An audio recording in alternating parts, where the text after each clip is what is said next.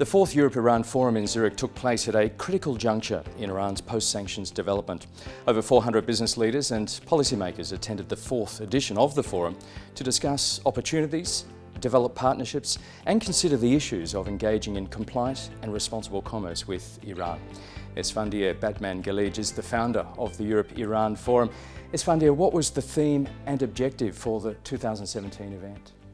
Well, in 2017, we were reacting to a year of contradictions. On one hand, I think there has been substantial progress on the ground in terms of business relationships and business development in Iran.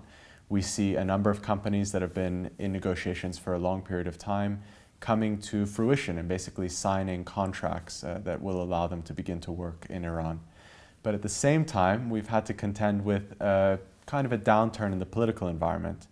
The messaging towards the Iran nuclear deal from Washington and from the new Trump administration has put a bit of a chill on the overall perception about whether or not there will actually continue to be sanctions relief on Iran. And so today, in the event, we were really reacting to that contradiction and trying to understand how to balance progress that's being made but is maybe a bit hidden with the very loud messages coming from Washington. Over 400 attendees here. What is your impression as the founder as to how it's gone? Well, the big question is, how do you measure confidence in a business community? And there are a few ways to do it. I mean, one is that we can do opinion polling, and we have engaged in that this year in partnership with an organization called Iran Poll to, for the first time, look at business confidence among not only attendees of the conference, but also among the wider business community working in Iran.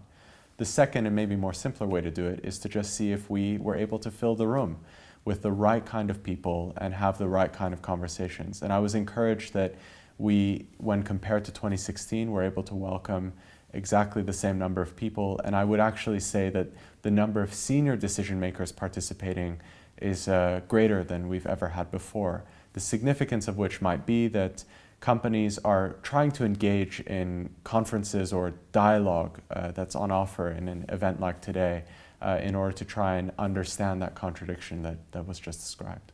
Speaking of those conversations, what were some of the highlights when it comes to the speakers and the sessions?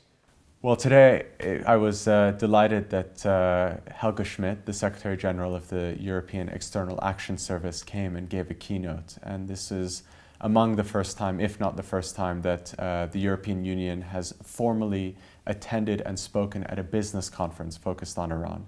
It shows something that Ms. Schmidt, made very clear in her speech, that the European Union and the states of the European Union believe that the Iranian people and Iranian businesses should see the benefit of the nuclear deal, and that it is in the economic interests of the EU in order to allow trade and commerce and investment to take place. And so for her statement to come at this critical juncture and give, we hope, a degree of reassurance to the businesses gathered here that their governments are behind them and that coordinated action is possible is very encouraging. I recall hearing the words commitment and compliance that Ms. Schmidt certainly expressed. What were some of the key themes? Banking and finance continues to come up. Cooperation continues to be spoken about. Systems and efficiency of those systems in terms of relations between Iran and Europe, specifically in this case with the forum. What were some of the key themes that emerged from this year's event?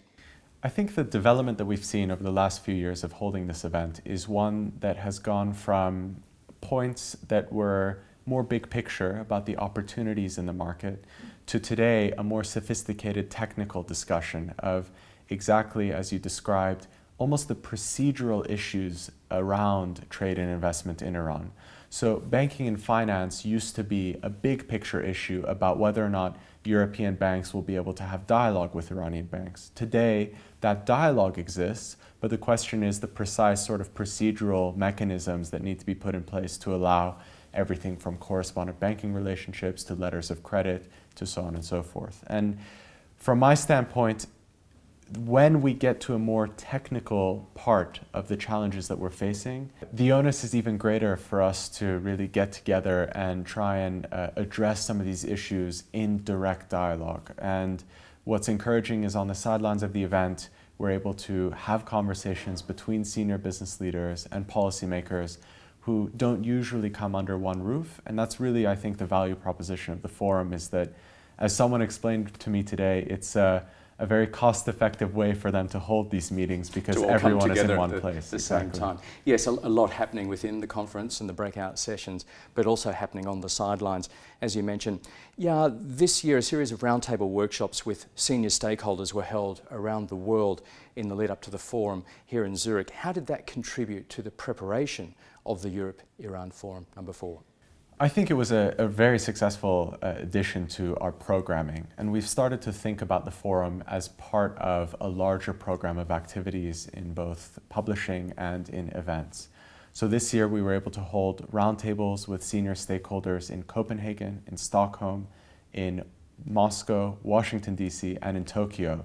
And it was really illuminating to go around the world and meet with executives working on Iran today for very large multinationals and try and do a bit of a litmus test as to what are the apprehensions and considerations in each of these different places.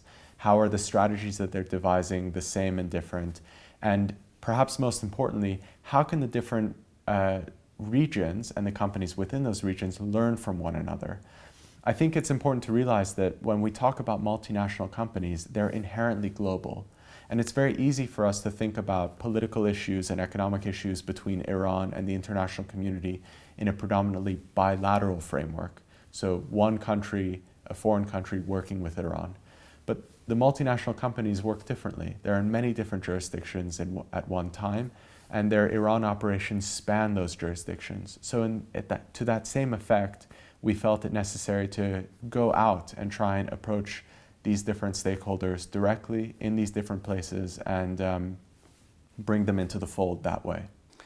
I'm sure you've seen tremendous changes in the event over the 4 years that it's now been held. What would you say are some of the biggest changes, and what is your vision for the future of the Europe-Iran Forum?